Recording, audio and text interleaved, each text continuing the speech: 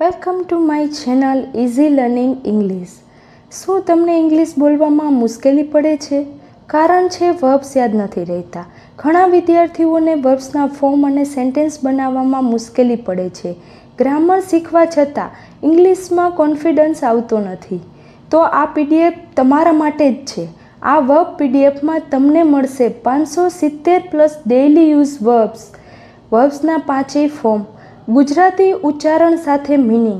માત્ર ને માત્ર 49 રૂપિયામાં આ પીડીએફ મેળવવા માટે હમણાં જ પીડીએફ લખીને આપેલા નંબર પર મેસેજ કરો. ઇંગ્લિશ સ્પીકિંગમાં ફ્લુઅન્સી લાવવી હોય તો વર્બ્સ પર પકડ હોવી ખૂબ જ જરૂરી છે.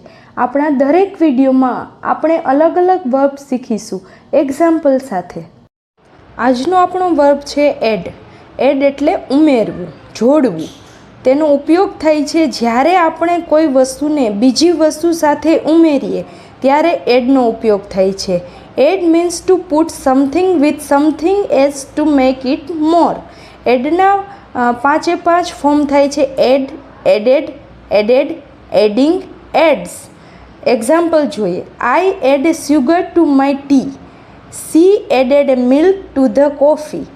We have added extra pages to the book. They are adding a numbers. He adds 2 spoons of sugar. Thank you for watching this video. If anyone wants to buy this PDF, please send a message to the number given below.